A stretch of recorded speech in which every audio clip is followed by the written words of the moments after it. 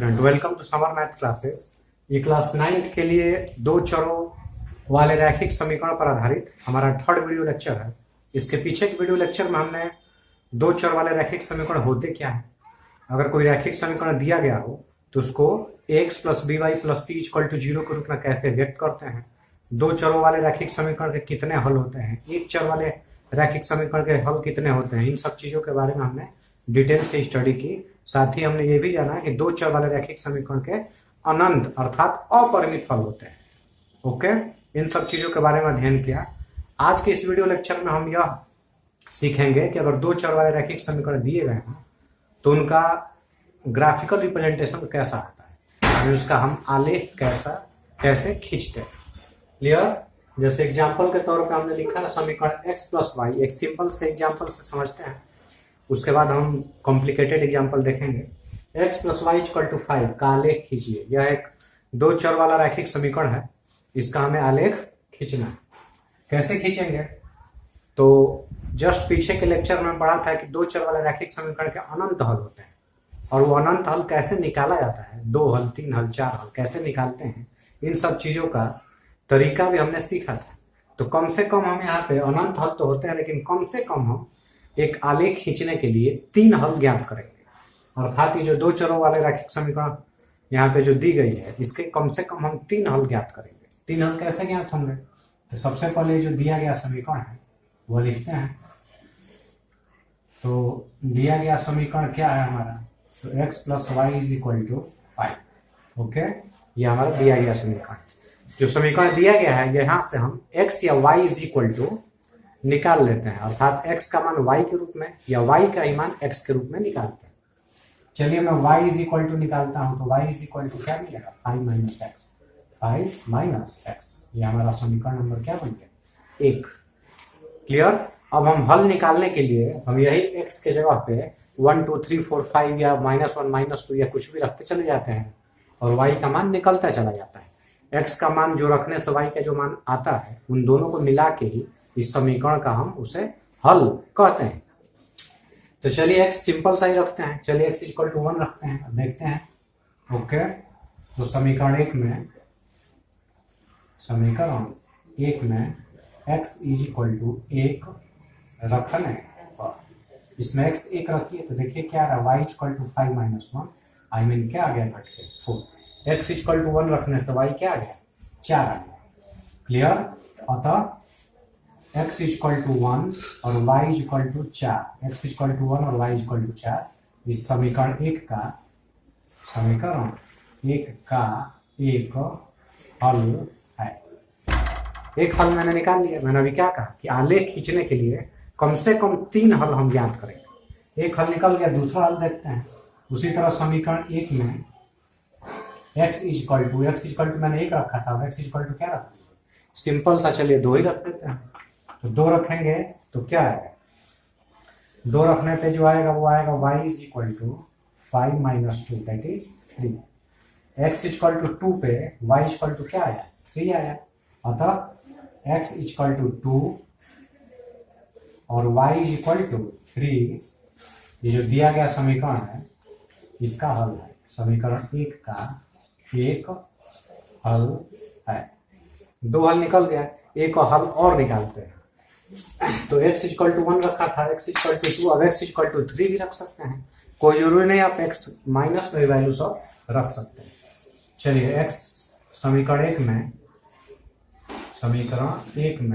x equal to मैंने -1 रख लिया।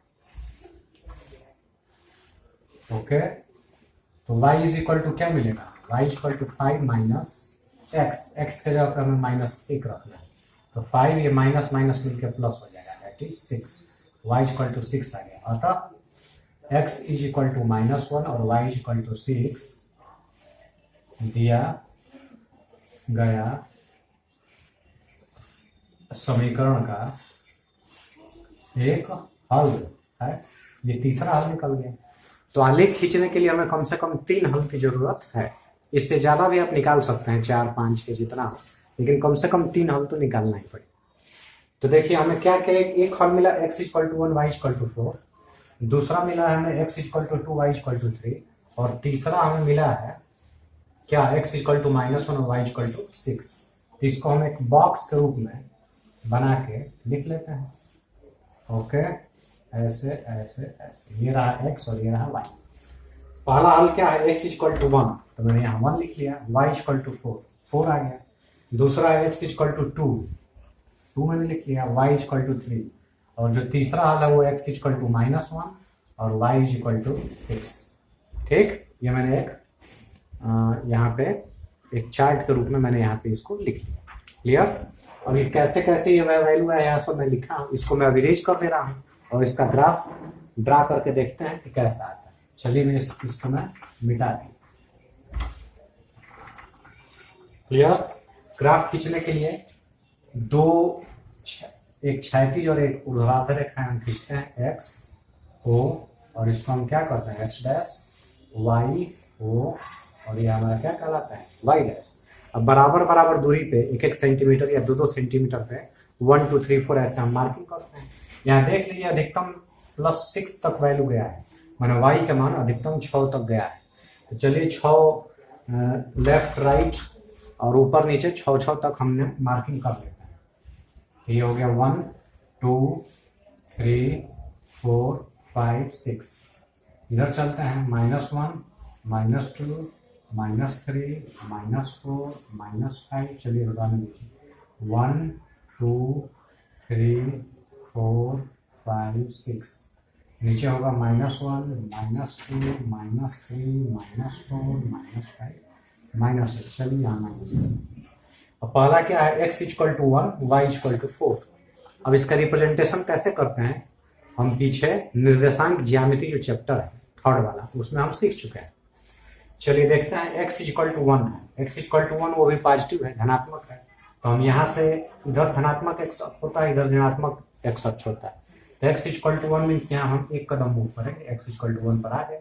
और y इक्वल टू 4 वो भी पॉजिटिव है, तो y इक्वल टू 4 के लिए वो भी प्लस के लिए हम ऊपर मूव करेंगे, 1 2 3 4। x इक्वल टू 1 ये रहा और y इक्वल टू 4 ये रहा।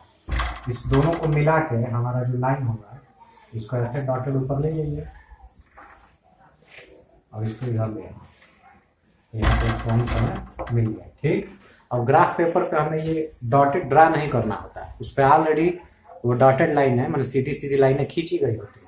चलिए हम इसको मिटा देते हैं। ये जो हमारा पॉइंट है, ये पॉइंट वो क्या है, 1 और 4 है। ये वाला जो पॉइंट है वो 1 और 4 मिल गया। दूसरा देखते हैं, x equal to 2 y equal to 3। तो x इक्वल टू 2 वो भी प्लस में है, तो हम यहाँ से 1 2 स्टेप गए आगे प्लस की तरफ। और y इक्वल टू 3 वो भी प्लस में, तो 1 2 3 ऐसे हम ऊपर जाएंगे, यहाँ से 3 से इधर आएंगे। ये रहा, इसको हम मिटा देते हैं। तो ये हमारा मिल गया क्या, 2 और 3। ये वाला पॉइंट जो दिख रहा है ये 2 3 है। तीसरा देखते हैं, x इक्वल टू -1 और y इक्वल टू 6।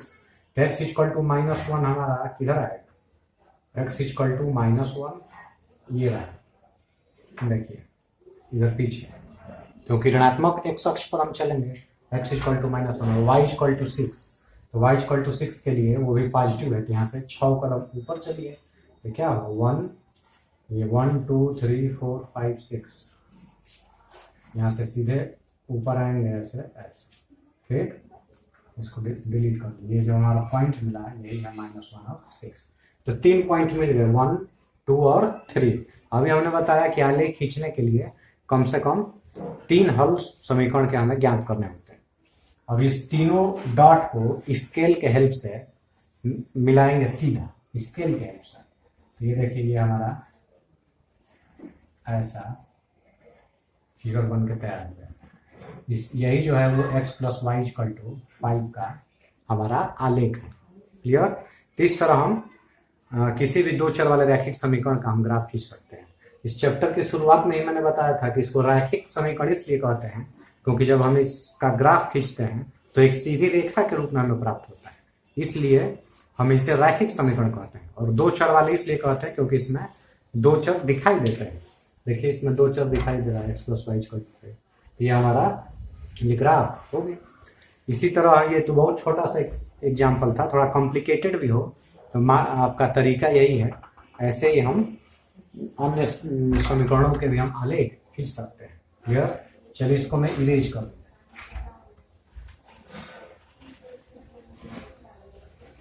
चलिए एक और कोई छोटा सा एग्जांपल लेके देखते हैं। क्लियर? जैसे मान लीजिए कि 2x + 3y = 12। चलिए इसी का हमें आलेख खींचना है। कैसे खींचेंगे? इसका सॉल्यूशन क्या होगा? जो दिया गया समीकरण है वो क्या है? जो दिया गया समीकरण है वो है 2x + 3y = 12। अब इस समीकरण से हम या तो x = या y = निकाल लेते हैं। अगर हम x = निकालना चाहें तो 2x = क्या होगा? 12 - 3y। 12 - 3y। यहाँ से x = क्या हो जाएगा? 12 - 3y/2। Okay, x = 12 - 3y/2। ऐसा हमारा निकल गया। अब चलिए हम डायरेक्टली ये चार्ट बना लेते हैं। यहाँ x और y। चलिए y यहाँ पे कुछ ऐसा रखिए, कुछ भी रख सकते हैं हालांकि, लेकिन हम ऐसा सोच के रखते हैं ताकि ये पूरा कैंसिल होकर एक पूर्णांक मिले, ताकि ग्राफ बनाने में कोई दिक्कत ना हो। अगर हम y = 1 लेते हैं तो इस 12 में से 3 घटेगा तो 9 में से 9 को 2 से भाग देंगे तो डेसिमल में आना शुरू हो जाएगा। चलिए y हम 2 रख लेते हैं। तो y अगर 2 लेते हैं, y की वैल्यू y के आगे 2 में लिख दिया। y अगर 2 लेते हैं तो यहाँ पर क्या बनेगा? 3 में 2 से गुणा होगा तो 6। 12 में से 6 घटेगा 6। 6 में 2 से भाग देंगे तो क्या आ जाएगा? x आ जाएगा 3। ओके, y 2 पर x 3 आ गया। y कुछ और लेते हैं। 2 लिया था मैं, 3 नहीं 4 ले लीजिए। तो y का अगर मैं 4 ले लेता हूँ तो y की जगह पे 4 लेता हूँ तो क्या बनेगा? 12। 12 में से 12 0। 0/2 0। x का मान क्या है? 0 आ गया। ओके, अगर y का मान हम 0 ले लेते हैं, y का मान 0, तो y का मान 0 लेंगे तो 3 में 0 से गुणा होगा 0। तो 12 में से 0 घटेगा 12। 12 में 2 से भाग देंगे तो क्या आ जाएगा? 6। ये हमारा ये बन के तैयार है। कोई जरूरी नहीं है कि आप x बराबर ही लिखा। आप इस समीकरण x है, मान लीजिए समीकरण x है, y बराबर भी लिख सकते हैं। मैंने यहाँ पे x को y के पदों में लिखा है, आप y को भी x के पदों में लिख सकते हैं। जैसे आप चाहें तो ऐसे लिख सकते हैं। देखिए समीकरण x है क्या? समीकरण x से हम 3y = 12 - 2x लिख सकते हैं। ऐसे भी लिख सकते हैं, ठीक। या यहाँ से y = क्या मिलेगा? y = मिलेगा 12 - 2x/3। और यहाँ से भी हम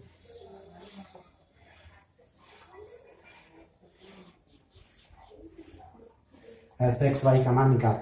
अब यहाँ x का मान कुछ रखिए। x का मान अगर मैं 1 रखता हूँ तो 12 में से 2 × 2 2 घटेगा। 10 में 3 से भाग देंगे तो कटेगा नहीं। x अगर मैं 2 रख लेता हूँ, x 2 रखने पे ठीक है। अगर x में 2 रखता हूँ तो 2 नहीं 3 रखिए।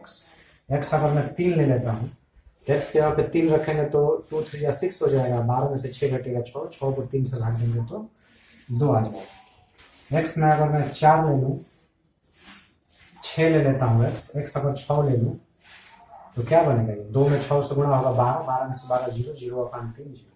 अगर x में 0 ले लूँ तो ये तो 0 बन जाएगा। 12 में 3 से भाग देंगे तो क्या मिलेगा? 4। तो देखिए आप यहाँ से इस समीकरण 1 से या तो x = कुछ बना के लिख लीजिए, मैंने x को y के पदों में, नहीं तो y को x के पदों में। इस दोनों में से कोई एक लिख सकते हैं। तो अगर मैं x के में लिखूंगा तो ये तैयार होगा। इसी से भी ग्राफ बन सकता है। नहीं तो अगर y = में लिखूं तो ये तैयार होगा। इससे भी हमारा ग्राफ बनेगा। दोनों एक ही ग्राफ बनेगा, दोनों से एक ही आलेख है। तो अथवा करके मतलब इस दोनों में से कोई एक ही आप लिखेंगे। मैं तो दोनों लिख लिया। चलिए इसका ग्राफ देखते हैं कैसा बनता है। ये रहा x o x' और ये रहा y o और y'। इसमें अधिकतम 6 तक गया है। तो हम 1 2 3 4 5 6 पीछे भी -1 -2 -3 -4 हालांकि माइनस में कोई भी हमें प्राप्त नहीं हुआ है अंक। 1 2 3 4 5 6 -1 -2 -3 -4 -5। चलिए हम इसके हेल्प से देखते हैं कि आलेख कैसा आता है। तो ये हमारा क्या है? x 3 है तो y 2 है। x 3 है वो भी धनात्मक है। अब यहाँ से 3 कदम चलेंगे x की तरफ, y इज इक्वल टू 2 है, ये भी धनात्मक है, तो यहाँ से ऊपर की तरफ 2 चले। अब इसको डॉटेड ऊपर ले जाएंगे, इसको ऐसे ले जाएंगे, दोनों जहाँ पे कटेगा वही हमारा क्या होगा 3 और 2 हमें मिल जाएगा। ओके, ये हटा लीजिए। दूसरा क्या है हमारा 0,4 कौन होगा x0, तो 0 तो यही होगा। x0 मतलब ना हमें इधर जाना है ना इधर जाना है, मूल बिंदु हो गया। x0 पे y 4 है, y वो भी 4 पॉजिटिव है, तो ऊपर की तरफ 1 2 3 4 ये जो है यही हमारा क्या है 0 और 4। तीसरा क्या है x 6 है, y 0 है, x 6 है वो भी पॉजिटिव है, धनात्मक है, तो हम यहाँ से इधर की तरफ चलेंगे, ये रहा 6, और y 0 है, y 0 है मतलब ना ऊपर जाना है नीचे जाना है, यही 6 और 0। अब ये तीनों बिंदुओं के हेल्प से हम इस एक स्केल के हेल्प से इन तीनों बिंदुओं से होती हुई एक लाइन ड्रा कर लेंगे। ये देखिए लाइन हमारा ड्रा, जो मैं खींचा हूँ यही हमारा 2x + 3y = 12 का ये आलेख है, जो मैंने इसके हेल्प से खींचा। x = अगर इसी समीकरण x अगर मैं ऐसे लिखा होता है y = के रूप में ये बना होता है, तो इसका भी यही आलेख होता है, क्योंकि इसका जो बिंदु है देखिए पहला क्या है x = क्या है 3 2 है, तो 3 2 ये क्या है देखिए, उसके बाद ये 6 0 है, ये क्या है 6 0, और ये 0 4 है, देखिए 0 4 है। अगर ये अंक अलग अलग भी आए होते तब भी हम उसका ग्राफ खींचते, तो ये जो रेखा है खींची गई है, इसी रेखा पर कहीं ना कहीं कोई ना कोई बिंदु हमें प्राप्त होता। अगर ये अंक अलग अलग भी होते तो यहाँ पर तो ये अंक मैच करना है, अलग अलग भी होते तो हमें इसी रेखा पर वो सभी निर्देशांक बिंदुओं के प्राप्त होते हैं, अर्थात इसके लिए कोई अलग से रेखा नहीं आती, इसके लिए भी इसका भी हम खींचते तो यही रेखा हमें प्राप्त होती। क्लियर? तो इस तरह हम 2 चरों वाले रैखिक समीकरण का हम आलेख खींच सकते हैं। क्लियर? अब हम नेक्स्ट के वीडियो लेक्चर में यह देखेंगे कि 2 चर वाले रैखिक समीकरण दिए गए हों या 1 चर वाले रैखिक समीकरण दिए गए, 1 चर वाले रैखिक समीकरण को हम संख्या रेखा पर और 1 चर वाले रैखिक समीकरण को ही हम कार्तीय तल पे कैसे रिप्रेजेंट करते हैं, इसको हम नेक्स्ट के वीडियो लेक्चर में देखेंगे। ओके।